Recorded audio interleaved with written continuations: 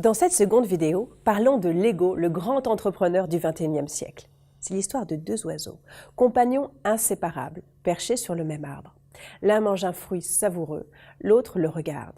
Cette courte parabole nous montre le premier oiseau qui représente l'ego, absorbé dans son activité, et le second qui représente le soi transcendé. Dans votre réalité, ça donne quoi?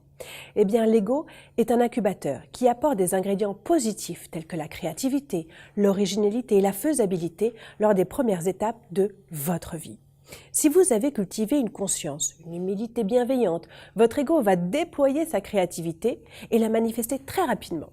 Vous avez ainsi la sensation de n'avoir plus rien à prouver aux autres ou à vous-même. Vous êtes enthousiaste de vivre au sein d'une habitabilité où le « je » devient le bien vivre ensemble. Puis, naturellement, vos sens vivent au rythme de la Terre et vous éprouvez ce lien entre la Terre et le cosmos.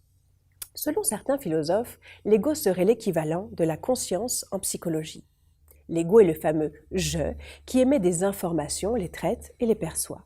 Nietzsche disait « Nul ignore que la conscience n'est qu'une petite partie de nous-mêmes ».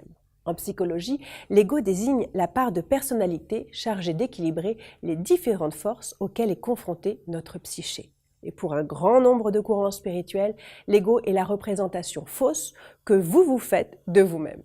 Il est donc nécessaire de découvrir la construction de notre ego avec enthousiasme et spontanéité, car c'est certainement l'aventure initiatique la plus expérimentale actuellement. En effet, vivre la quatrième définition de l'ego, l'entrepreneur du XXIe siècle, permet de retrouver les immenses capacités de notre nature véritable. Déjà, comment l'identifier? Si la personnalisation est votre dada, accro selfie, que vous choisissez les étiquettes Coca-Cola ou Nutella en fonction de votre prénom, il y a de fortes chances que vous soyez piégé par votre ego. Plus sérieusement, imaginez l'ensemble de vos insatisfactions et de vos frustrations. Vous voyez toujours pas? Allez, je vous aide un peu. Vous ressentez un désir insatiable d'obtenir de la reconnaissance. Vous agissez davantage avec la tête qu'avec le cœur.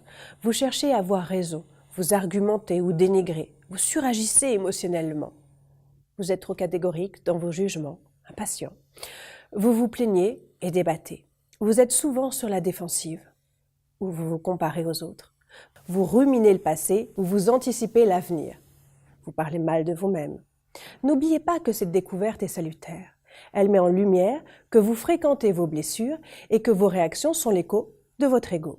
Donc, que vous avez un penchant pour un triptyque bien connu, celui du personnage, du persécuteur, bourreau, le personnage du sauveur ou celle de la victime. Le persécuteur, bourreau, attaqué, brime, humilie. Il donne des ordres et provoque la rancune. Il considère la victime comme inférieure, le sauveur étouffe, apporte une aide inefficace, crée la passivité par l'assistanat. Il considère aussi la victime comme inférieure et lui propose son aide à partir de sa position supérieure. La victime apitoie, attire, énerve, excite.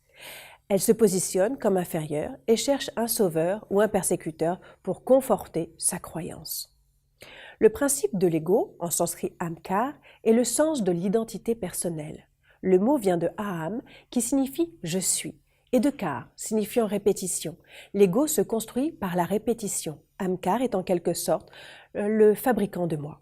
Il débute dans une énergie neutre, sans identité propre, et il crée une identité personnelle en s'attachant à différents objets, tels que le corps, les émotions, les sentiments, et ce à quoi vous tenez le plus, vos désirs. La somme de tous vos désirs et ces différents attachements constitue le moi. La mémoire forge des pulsions de culpabilité, de responsabilité, de honte, d'innocence, d'assumation, d'accusation, de dénonciation et de remords. En acceptant de rencontrer tous ces états, refoulés par notre société et notre morale, vous libérez votre corps des pulsions pour accepter avec lucidité et responsabilité votre énergie vibratoire. L'ego en est le gardien, il la protège, mais l'enferme tout autant. Je vous invite à vous reconnecter à votre corps. Toutes les indications que je vais vous donner ne sont pas adressées à votre intellect, mais à votre corps. Choisissez un lieu où vous serez libre de vos mouvements et gardez les yeux ouverts. Choisissez parmi les 8 pulsions la plus vivante en vous, que vous retenez le plus la culpabilité, la responsabilité, la honte, l'innocence, l'assumation, l'accusation, la dénonciation ou le remords. Je vais vous inviter maintenant à expérimenter un rêve éveillé. Installez-vous agréablement sur un siège, dans une position d'ouverture, jambes décroisées et bras décroisés, le buste redressé. Vos yeux sont ouverts, revenez à la pulsion choisie, puis imaginez la personne que cette pulsion fait apparaître devant vous. Regardez-la,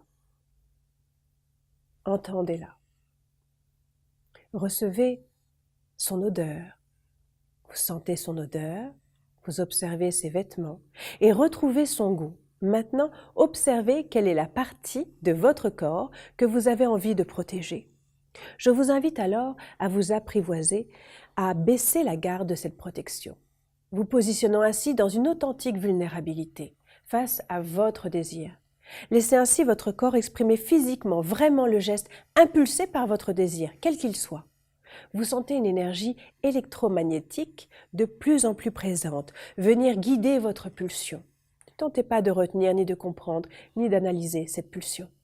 Laissez pour quelques instants votre corps être ainsi mené par votre désir. Voyagez ainsi au cœur des pulsions de votre corps. Observez la fluidité que cela vous offre. Fermez les yeux.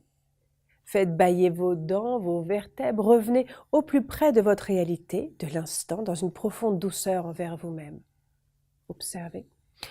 Observez donc que votre réflexe de protection initiale était proposé par votre ego.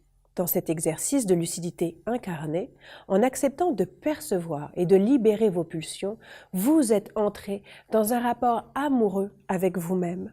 Observez donc que votre ego peut vous priver de ces moments privilégiés avec vous-même et avec les autres.